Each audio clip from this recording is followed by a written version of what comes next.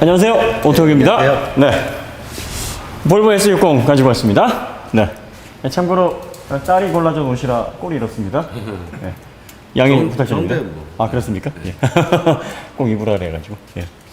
네, 볼보 S60은 미국 사우스캐롤라이나주에서 예, 생산됩니다. 요즘 S90 때문에 메드 인 차이나 볼보 얘기가 많죠. 메드 인 차이나가 괜찮다라고 얘기하기도 좀 그런 게 메드 인 차이나 붙어 있으면 사실래요?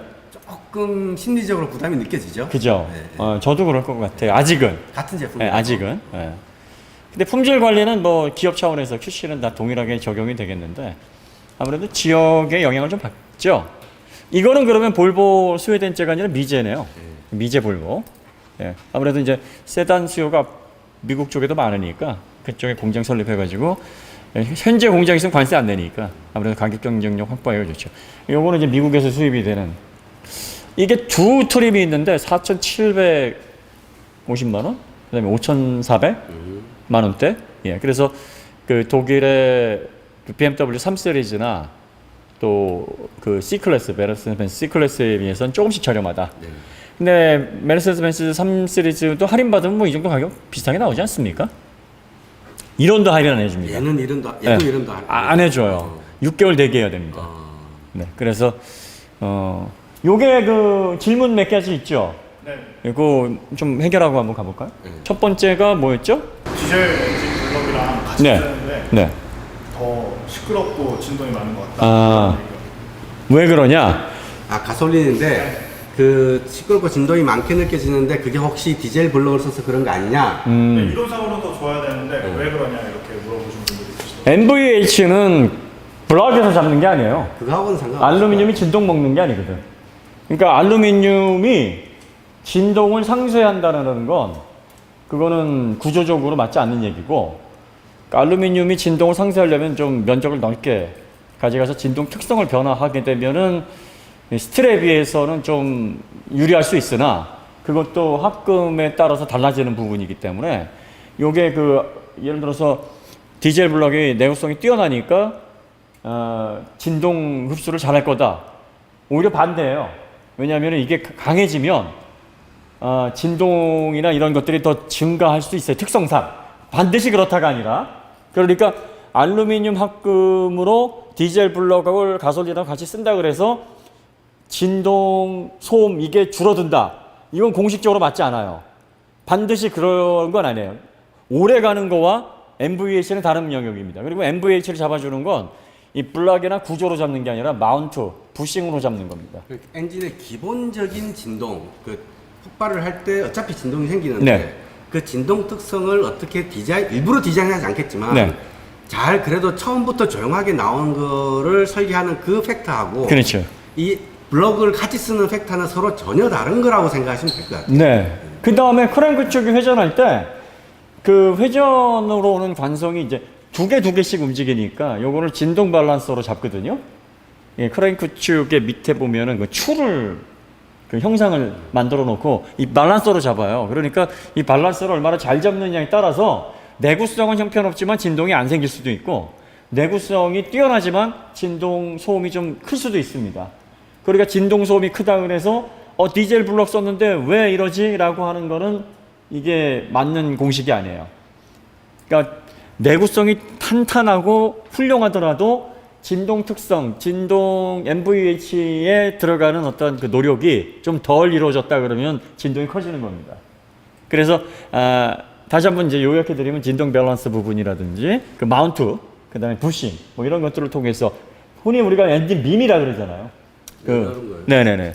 요걸 이제 밈이라 그러는데 요게 위에도 안 했고. 예, 일본어로 미미가 귀거든요.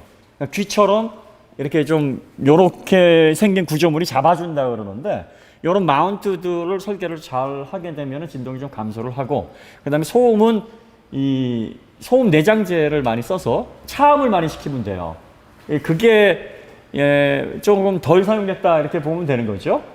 근데 볼보가 그렇게 한 이유가 이제 뭐 원가 절감이라는 부분보다는 아마 이제 그동안 좀 볼보가 할아버지 차, 또 노인들이 좋아하는 차, 또 안전에 대한 그 수요가 많은 사람들 좀 답답하잖아요, 이미지가.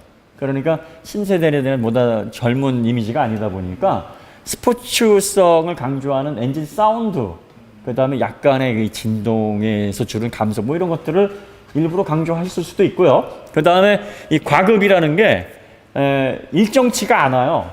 이 엔진에 공기를 공급하는 양이 항상 자연흡기처럼 패턴이 정해져 있는 게 아니라 어떤 때는 많이 공급됐다, 어떤 때는 적게 됐다, 이렇게 공급량의 차이가 있어요. 이게 무슨 말이냐면 어떤 때는 좀 많이 공급됐다가 덜 공급됐다가 하니까 이 폭발에 대한 진동의 그 사이클이 이게 폭이 크다는 얘기예요. 그래서 항속 주행을 하면은 조용한데 이게 갑작스럽게 성능을 내면은 좀 진동이 느껴지는 것처럼 이 폭발이 강하게 일어나는 그런 어떤 그 간극 때문에 얘가 왜 이렇게 진동이 어떤 구간에서는 좀 심하지 느낄 수가 있어요. 그러니까 기본적으로 과급 엔진의 특징과 또 볼보의 새로운 어떤 이 파워트레인의 어떤 성격, 그리고 이 MVH의 어떤 설계의 특성이 합쳐진 결과이지 이게 디젤 블럭을 사용했는데 왜 그런가요? 라고 생각하실 분은 아닙니다. 저희가 몇 번 이제 디젤 엔진이랑 공유하는 가솔린 엔진이 좋다 이렇게 네. 말을 했더니 네. 그런 부분에 있어서 이제 오해들이 생기는 것 같아요. 그렇죠. 네. 그러니까 다 좋아야 된다 생각하는 거죠. 네. 그러니까 이제 그런 거는 같아요. 고모님이 그 스포츠 운전 잘하시잖아요. 근데 모든 운전을 다 잘하시는 건 아니야. 기사 운전까지 잘하시는 건 아니지. 잘해. 아 그래요? 네. 그렇답니다. 네. 그냥 예외인 걸로. 예. 그러니까 뭐든지 어떤 사람은 기억을 잘하는 사람이 있고 어떤 사람은 기억은 못하는데 연상을 잘하는 사람이 그렇죠, 있고 그렇죠. 예. 그게 다 다른 거라고 네. 보는데 뭐 하나 특징이 잘한다고 해서 모든 점에서 다 좋다 그렇죠. 라고 말하는 건 아니죠. 네. 그러니까 내구성을 그 모든 거를 해결할 수 있는 그런 어떤 그 마법의 만능의 어떤 키로 생각하시면 안 된다. 예. 그다음 뭐예요? 또 뭐 있었죠? 최근 60이랑 90 클러스터 모델의 그 SPA 플랫폼 초강력 고장력 등판이 네. 구형 모델들보다 좀 이제 낮아졌다. 덜 썼다. 네. 이제 그 차 강성에 대해서 이제 그런 구형보다 그러면 차 강성이 안 좋은 거냐 이렇게 말씀. 그건 참 애매하죠. 알 수가 힘들죠. 네. 그러니까 프레임 설계하는 쪽에서는 네. 그 감으로 안 하고 다 해석을 하거든요. 그죠. 네. 그러니까 뭘 바꿨을 때 강성이 어떻게 달라지더라. 충돌도 일단 실차 충돌을 하기 전에 다 해석해서 그 시험적으로 그 수치적으로 충돌 실험을 한 다음에 그래서 하거든요. 그죠. 그러니까 그것을 뭘 좀 바꿨다 해서 사람이 몸으로 느낀다? 저는 그거는 거의 불가능하다고 봐요. 그러니까 그게 적게 썼기 때문에 줄어들 수도 있고, 강성이. 근데 그거를 적게 쓰면서 다른 구조로 해서 적게 쓸 수 있는 구조를 만들었을 수도 있고, 그거는 실제로 이 현장의 설계 쪽에 있지 않은 이상 말씀드리기는 힘들 것 같아요. 설계자가 아닌 이상. 네. 네. 그렇죠. 그 다음에 여기까지가 이제 SPA인데 그 스케일러블이라는 말 자체가 변화가 좀 자유롭다는 얘기인데 이 철강 쪽은 좀 애매해요. 왜냐하면 이 철강 쪽에 보통 우리가 자동차 철강 스틸을 쓸 때 마일드, 그 다음에 뭐 명칭이 다 다르지 않습니까? 뭐 AHSS강, UHSS강, 그 다음에 HSS강, 그러니까 하이 스트렝스 그 스틸, 뭐 어드밴스드 스트렝스 스틸, 그 다음에 울트라 하이, 이게 이제 가장 강한 건데 울트라도 이게 철강협회에서 이렇게 제정하는 게 기준이 또 아니에요. 다르잖아요. 네, 그래서 보통 울트라라고 하면 이제 800메가 파스칼 그 정도 이상 되는 거. 그 다음에 1000메가 파스칼이 넘어가는 건 이제 기가 스틸이라고 하는데, 근데 대충 어떻게 이제 자동차 회사마다 다 쓰는 명칭이 달라요. 볼보를 기준으로 하면 마일드 스틸은 이 외판에 들어가는 그 다음에 엔진 후드 이런 것들 마일드라 그러는데 이게 300메가 파스칼 정도인데, 여기 어느 정도라고 보시면 되냐면 보통 왜 우리 그 6000대 알루미늄 합금 있잖아요. 그 휴대폰 케이스 딱 그 정도예요. 그 정도 강성으로 보시면 돼요. 이거는 힘받는 부분이 아니니까. 그 다음에 바로 그 위에가 이제 기본적인 골조에 약한 부분 들어가는 370메가 파스칼 그 정도가 들어가는데, 요게 이제 하이 스트렝 뭐 스틸 뭐 이렇게 얘기를 합니다. 그 다음에 그 위가 이제 HSS가 여기 어드밴스드에서 580에서 600 사이 현대에서 사용하는 고장력판이 딱 그 기준이에요. 그게 보통 차에 제일 많이 쓰여요. 제일 많이 쓰이고 600메가파스칼 이상부터 이제 UHSS각이라고 얘기를 하는 브랜드가 있는가. 볼보는 800메가파스칼서부터 써요. 그러니까 볼보에서 UHSS각 하면은 800에서 그 1000 사이를 얘기를 합니다. 그래서 보통 780, 980 두 가지로 나뉘는데 볼보는 기준이 약간 좀 높아요. 그런데 이제 볼보에서 사용하는 것 중에서 예전에는 그 기가 1000대를 많이 썼는데 지금은 이제 800대를 많이 사용을 한다. 뭐 그것 때문에 아마 그러실 거예요. 그 다음에 사용 비율이 이렇게 그 차대 보면은 그 붉은색, 주황색이나 붉은색으로 이렇게 표시를 하거든요. UHSS 강은. 그래서 어디에 많이 쓰이냐면은 A 필러, B 필러, C 필러. 그 다음에 엔진 격벽. 밑쪽에 이렇게 그 가로대. 충격받았을 때 우그러지지 않는. 그런데 이제 아까도 우리 고모님이 해석 얘기하셨는데 충돌할 때 해석이 왜 필요하냐면 이게 그 크럼플 존서부터 그 캐빈룸은 일단 형태는 보존을 해야 되지만 그 캐빈룸 가운데서도 어떤 부분은 충격을 먹어줘야 되고 어떤 부분은 버텨야 된단 말이에요. 근데 이게 단순히 머릿속으로 그리는 게 아니라 컴퓨터 시뮬레이션을 통해서 일단 가상으로 수백 번, 수천 번을 그 시뮬레이션을 해보고 그리고 나서 틀이 나오면 그걸 가지고 이제 모형을 만들어서 해보고 또 실체를 만들어서 충격 실험을 해본 결과로 나오는 데이터란 말이에요. 그래서 예전에는 이런 것들이 컴퓨터 시뮬레이션, 뭐 카티아라든지 뭐 이런 프로그램 자체가 그 정교하지가 않아서 해봐도 실제랑 좀 달랐지만 지금은 거의 뭐 90% 이상 실제와 시뮬레이션이 비슷한 결과를 내요. 그러다 보니까 아 이쪽에 기가스텔이 안 들어가도 되는구나, 이쪽에 뭐 좀 약하게 좀 써도 되는구나 해서 비율을 낮추고 그 다음에 핵심이 되는 부분들은 지금은 1500메가파스칼까지도 높여요. 그러니까 1500메가파스칼 정도 쓰는 부분들은 한 5% 정도로 굉장히 좀 작은데 평균적으로는 좀 내려갔지만 그 폭, 그러니까 500, 600에서 1500까지의 그 선택 그 스틸의 종류는 굉장히 이제 다양해졌죠. 그러니까 S60이 단순히 그것만 봐가지고 UHSS 강이 좀 많이 비율이 떨어졌다. 그럼 약한 거 아니냐 이렇게 얘기할 수가 없어요. 그러니까 좀 더 구조를 해석을 잘 해놔서 다양한 어떤 환경에서 충돌 실험했을 때 승객을 안전을 확보를 하는 면에 있어서 진보됐다라고 생각할 수밖에 없다. 그리고 제조사 측도 수치를 자꾸 이제 노출 안 하는 이유가 소비자들은 수치에 민감하잖아요. 근데 수치가 떨어졌다 그러면 안전이 이게 확보가 안 되는 거 아니야 라는 생각을 하게 되니까 제조사 측도 이 수치를 별로 이렇게 요즘 강조를 안 하는 것 같아요. 단순히 그것만 보고 좀 약해졌는데 라고 할 게 아닌 게 뭐냐면 이게 충돌 실험이 늘 해가 갈수록 엄격해지고 안전 사양이 또 그 빠르게 기준이 높아지고 있어서 그거에 대응한다고 하면 예전보다는 안전하다고 봐야 될 거예요. 보통의 경우는 상승시키면서 뭔가 모디파이를 하지. 네. 원가 절감을 하기 위해서 특히나 프레임 같은 경우는 나쁘게 하면서 막 이렇게 모디파이를 하진 않거든요. 보통은. 그럼 볼보는 또 안전이 철학이니까, 뭐 저번에 우리가 왜 크로징, 소프트 크로징 도어를 왜 안 했냐 그랬더니 그게 애들 손 낄까봐 뭐 그런, 뭐 그런 기쁜, 그럼 애들 손 끼면은 센서가 있어가지고 안 다치면 되잖아. 거기까지 생각을 안 했나 봐. 그 다음에 이제 그 틸트 텔레스코프도 전기 모터의 오작동. 근데 요즘은 그 전기 모터를 또 사고가 나면 끊어버려요.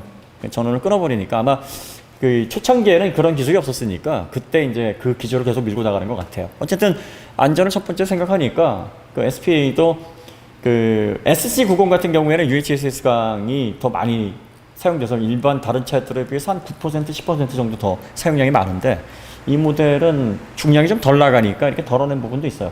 그 왜 우리가 이런 얘기 하잖아요. 충돌 실험할 때 스마트 같은 차들은 60km에서 잘 버티는데 훨씬 더 안전한 거 아니냐. 그런데 이게 그 물리 법칙상 이 차 무게가 안전에 굉장히 큰 영향을 미쳐요. 그러니까 같은 실험을 해도 2.5톤짜리가 60km에서 내는 그 충격 실험 결과랑 1.5톤짜리가 내는 충격 실험 결과랑 완전히 달라요. 왜냐하면 얘는 자기 무게만큼의 충격을 받을 수밖에 없으니까 충돌 크러쉬 시험에서. 그러면 만약에 1톤도 안 되는 차라면 같은 실험에서 비슷하게 견딘다 해도 2톤에 비해서 절반밖에 안전하지가 않은 거야. 그러니까 그래서 네. 차가 크면 흔히 우리가 크럼플 존이라고 하잖아. 이게 네네. 구부러지고 앞이가 구부러지면서 승객의 충격량을 줄여주는 거. 차가 크면 그만큼 크럼플 존이 크니까 그렇죠. 충격을 받는 시간이 길어지는 거예요. 네. 근데 스마트카 앞에 범퍼가 요만큼밖에 안 되는 네. 그런 차들이 꽝 부딪히면 순간적으로 확 줄어들면서 충격량이 줄어드는 시간이 짧아지는 거예요. 그렇죠. 그러면 네. 그만큼 갑작스럽게 충격밖에 올 수밖에 없는 거죠. 또 700, 800kg짜리 차가 부딪히게 되면 충격 에너지도 딱 그 무게하고 속도만큼이에요. 그런데 2톤이 넘는 것들은 2톤의 속도가 그 곱해지니까 그만큼 충격을 더 잘 견디는 거죠. 큰 차가 안전하다는 건 바로 그거예요. 그리고 이제 네.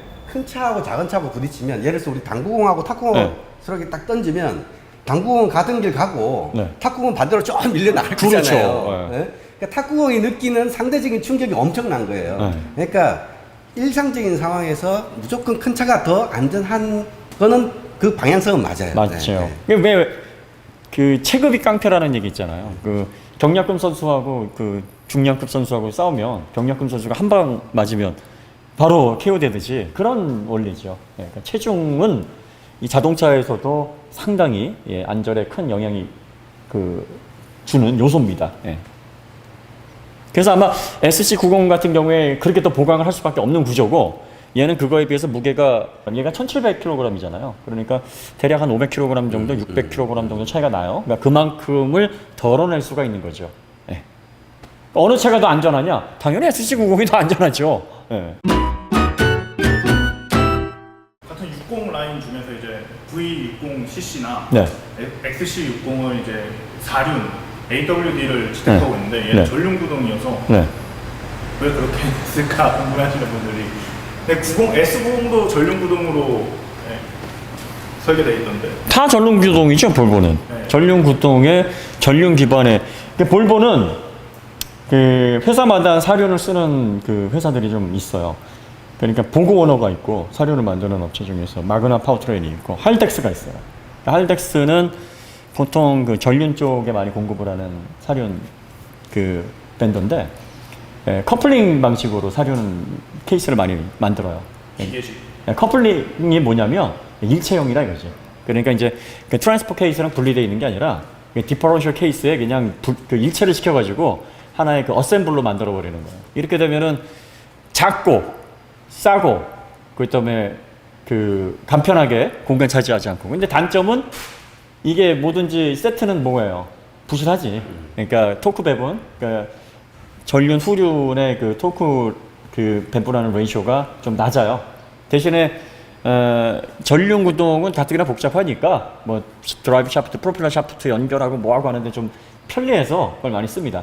그 골프에서도 골프 같은 작은 차 같은 경우에 이제 할덱스, 뭐 아우디 TT 뭐 이런 차들, 그 다음에 그 A3, 뭐 Q3 같은 그 꽈트로 여기 작은 차에 들어가는 건 거의 할덱스 시스템 많이 씁니다.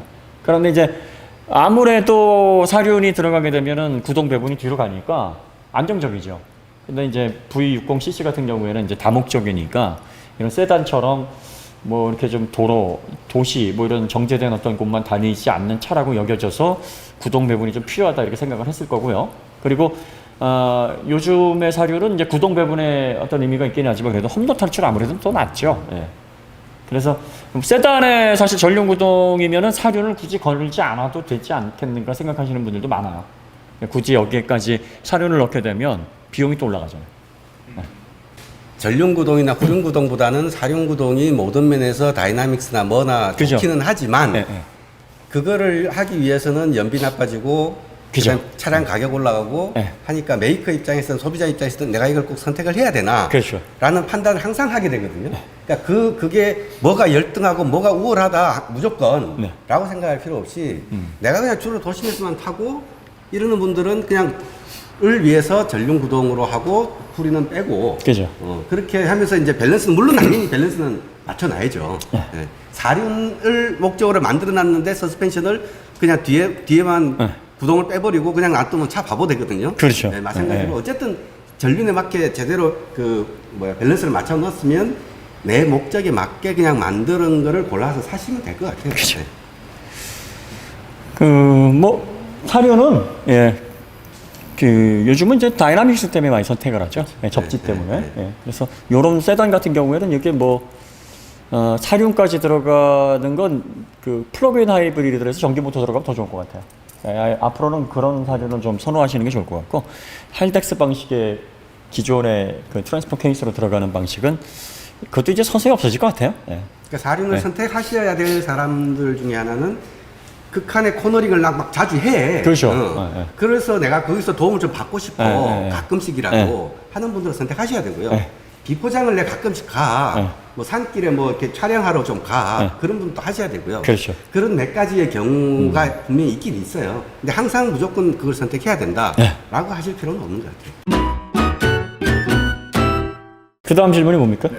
전류는 이제 WC1이고 네. 흡류는 리프 스프링 그 방식인데 네. 타사의 이제 맥퍼슨 그리고 멀티링크 방식의 그 차이 이제 거기서 가져올 수 있는 장점 특징이 뭐가 있을지 궁금해하시는데 아직 저희가 타보지는 않아서 제대로 맥퍼슨은 소형차에 세팅하기가 좋죠. 공간 많이 차지하지 않으니까. 그 다음에 WC4는 이제 중형 이상으로 많이 선택을 하는. 예. 과거에는 이제 중형차 준대형까지도 맥퍼슨을 썼다가 네. 이제 WC4를 이게 공간이 너무 부족했으니까 그 당시에는 그죠. 근데 공간을 어떻게 잘 우겨 넣는 방법을 위에 이제 암을 좀 짧게 하고 이렇게 막 꺾고 막 이러면서 이제 만들어냈단 말이죠. 그러면서 소형차를 왜 준중형을 넘어가는 중형 이상의 좀 고급 세단들에서는 거의 멀티링크 방식 이거하고 유사한 방식이라도 쓰는 경향이 있죠. 네.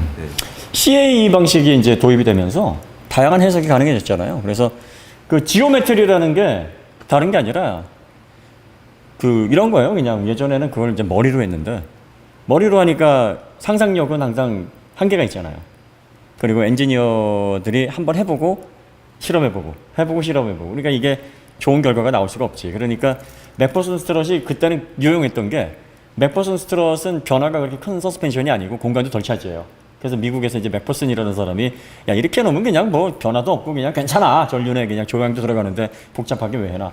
이래서 만든 거고. 멀티링크 WC4 같은 경우에도 이게 1930년대부터 GM에서 사용했던 방식이었어요. 그래서 이 독립 현가가 들어가게 되면 이제 자유도가 높아지니까 승차감도 좋아지고 이게 다양한 어떤 그 세팅도 할 수 있으니까 좋아 했는데 이게 최근에 와가지고는 왜 맥퍼슨이 자꾸 이제 그 WC4이나 멀티링크 쪽으로 바뀌고 있냐면 예전에는 해석하기가 좀 어려워가지고 이걸 하려면 엔지니어들이 개발 기간도 오래 걸리고 막 수십 명 인원도 필요하고 그랬는데 지금은 두세 명도 이게 가능해요.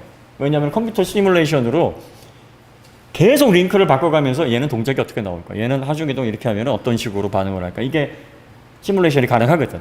그러고 나서 어느 정도 이제 폼이 나오면 요걸 가지고 이제 실체를 만들어서 한번 해보자. 그러니까 비용, 개발 기간이 많이 줄어든 거예요. 요즘 이렇게 이해하시면 돼요.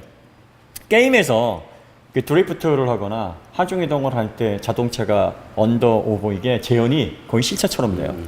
그러니까 게임 업체도 그 데이터를 가지고 와서 게임을 만들 때 활용을 하는 거예요. 그 횡재에서 받아지는 어떤 그 트랙션 값을 입력을 해서 자동차가 그렇게 똑같이 반응하도록 해요. 그럼 실제로 보면 진짜 똑같아. 이게 가능해진 거예요. 그러니까 게임에서도 그게 구현이 되는데 설계에서는 뭐 더 잘 구현이 되겠죠? 그래서 지금 멀티링크가 들어가는 것도 예전에는 WC4이 이렇게 위시본 두 개 같은 형태로 잡았는데 지금은 또 그걸 바꿔요. 그래가지고 그 익스텐션 쪽으로 이렇게 빼기도 하고 또 그 높낮이도 바꾸고 이게 말하자면 지오메트리의 결과인 거예요. 설계를 하면서 서스펜션을 담당하는 엔지니어들이 이렇게 하니까 승차감도 좋아지고 횡지도 잘 받아. 그리고 언더스티어도 쉽게 제어가 되는 방식이야. 뭐 이렇게 해서 만든 거죠. 그러니까 지금 이거 같은 경우에는 그 WC4인데 아래쪽은 맥퍼슨처럼 이렇게 구성이 돼 있어요. 이렇게 보시면 암이 요런 것들이 이제 맥퍼슨 스트럿 방식의 로우암인데 알루미늄 합금으로 구성이 돼 있어요. 네, 구성이 되게 좋아요. 그리고 이제 알루미늄 합금으로 이렇게 람을 만들게 되면 굉장히 두껍게 가야 돼요. 스틸에 비해서 저게 두께가 뭐 거의 3배 이상 될 겁니다. 왜냐면은 같은 부피당 무게는 네. 가벼워지지만 네. 같은 부피당 강성도 떨어지기 때문에 그렇죠. 같은 강성을 네. 유지하려면 그만큼 많은 질량을 써야 된다는 이야기잖아요. 네. 그 다음에 알루미늄은 스틸하고 달라가지고 유연성이 떨어지는 소재예요. 알루미늄 합금은 유연성이 떨어진다는 것은 그 피로 강도가 약하다는 거라서 이게 균열이 잘 가요. 이렇게 두껍게 하지 않으면은 암으로서 버텨내기가 힘들어요. 그러니까 이제 알루미늄 합금이 유연해가지고 얘를 잘 버티는 게 아니라, 그러니까 진동이나 뭐 이런 것들을 조금씩은 스틸보다 잘 흡수를 할 수 있는 가능성이 높다라는 게 면적이 크잖아요. 예, 그것 때문에 간혹 가다가 이제 그런 설명들이 나오는 건데, 그거는 정확한 설명이 아닌 게 뭐냐면, 이게 이제 부싱이나 뭐 이런 어떤 그 진동을 흡수할 수 있는 보강제들, 또 타이어, 스프링 뭐 이런 것들이 있기 때문에 얘가 실질적으로 진동을 흡수하는 비율은 거의 미비하다는 거죠. 그래서 주요 기능으로 강조하기 좀 어려우나 이런 어떤 형상에서 오는 특성들은 강에 비해서 그런 특징을 가지고 있다. 그러니까 재료의 특징이 아니라 구조의 특징 때문에 그렇게 볼 수는 있다는 거죠. 맥퍼스는 꼭대기 하나 꽉 잡아놓고 네. 밑에 다리만 이렇게 움직이는 거라고 그렇죠, 생각하시면 그렇죠. 돼요. 네. WC는 그렇죠. 위아래 네, 팔 있고 다리가 있고 네. 이렇게 생각하시면 되고, 근데 이제 맥퍼슨도 좀 고급화되면서 다리를 잘라놓고 그렇죠. 막 네. 이런 식이 생기는 거고, 네. 예. 이것도 좀 W20원도 구조를 좀 좁은 공간에 넣기 위해서 네. 좀 어거지로 이렇게 굽어놓고 막 이러는 경우가 있는 거죠. 그 예전에는 그 형식이 딱 정해져 있었어요. 맥퍼슨을 쓴 이유가 아까도 얘기했듯이 이게 설계가 쉽지가 않으니까 간편하게 설계하고 저렴하게 생산할 수 있는 대중체가 뭐가 있을까 해서 만들어 놓은 게 맥퍼슨. 맥퍼슨이 막대기란 뜻이거든. 그러니까 스트롯이. 그러니까 맥퍼슨 사람 이름이고. 그러니까 맥퍼슨이 만들어낸 서스펜션 막대기예요. 이게 쉽게 말하면 스프링 달린. 그렇게 해서 만들어 놨는데 이제 BMW 같은 제조사들이 이제 3 시리즈의 공간 문제 때문에 맥퍼슨을 딱 했는데, 역시 맥퍼슨인데 이거 동작 잘 나와야 되는데 어떻게 하지? 그래서 아래 로우암을 두 개로 나눠서 이게 그 토우하고 캠버가 변할 수 있도록 자유도를. 이게 맥퍼슨은 토우 캠버 변화가 크지 않아요. 그래가지고 이걸 독립적으로 해놓으면 더 좋을 텐데라고 어떻게 할까 해서 로우암을 그렇게 만들어 놓은 거죠. 그리고 지금 이거 같은 경우에는 위쪽하고 아래쪽을 이런 식으로 이렇게 한다 그래도 별 크게 문제가 없는 게, 어차피 그 W15도 자유도가 높은 서스펜션은 아니에요. 그러니까 멀티링크가 자유도가 높아요. 그러니까 W15는 위아래로 잡아주면서 이 상하 움직임이 큰 서스펜션을 잘 고정하는 어떤 역할을 해주는 서스펜션이 W15이에요. 딱 보면은 얘도 그 맥퍼슨 스트럿에 비해서 그렇게 자유도는 높지 않아요. 하지만 캠버 정도가 더 조절된다. 그렇죠. 힘 받을 때 그 정도 생각하시면 이게 많이 왔다 갔다 하니까. 그런데 이제 그거를 갖다가 이제 맥퍼슨 스트럿 방식, 멀티링크 방식을 다양하게 섞어서 W15인데도 자유도가 좀 잘 나와서 주행 성능 좀 좋게 잘 고정하면서, 그리고 승차감도 이렇게 지금 말하자면 퓨전화되고 있는 거예요. 예, 그래서 지금 맥퍼슨 스트럿이 좋냐, 뭐가 좋냐 이걸 따지기에 앞서서 잘 멀티링크화된 맥퍼슨 스트럿이 좋고 멀티링크화된 W15이 좋고, 제일 좋은 거는 그냥 멀티링크가 제일 좋아요. 멀티링크가. 예. 맥퍼슨 스트레스의 점수를 매기면 예를 들어서 잘못 만든 건 50점이고 잘 만든 건 80점이야. 그렇죠. 예. 근데 그 W15의 점수를 매겨 보면 잘못 만든 거는 70점이고 잘 만든 거는 90점이야. 그렇죠. 예. 그러니까 잘 만들면 W15는 당연히 좋고, 네. 못 만든 W15보다 잘 만든 맥퍼슨이 좀 더 나을 수도 있다는 거예요. 그렇죠. 그러니까 서로 네. 약간 겹치는 부분이 네. 있으니까 네. 무조건 얘는 멀티링크고 얘는 맥퍼슨이야. 그러면 얘가 무조건 좋네? 이렇게 판단하실 건 그렇죠. 아니죠. 예. 그리고 이제 가장 진보된 방식은 멀티링크예요. 멀티링크. 그러니까 멀티링크는 무슨 얘기냐면 이게 가장 뒤늦게 나온 형식인데, 맥퍼슨 스트럿 W15으로 가다가 야 이거 두 개 다 이상해.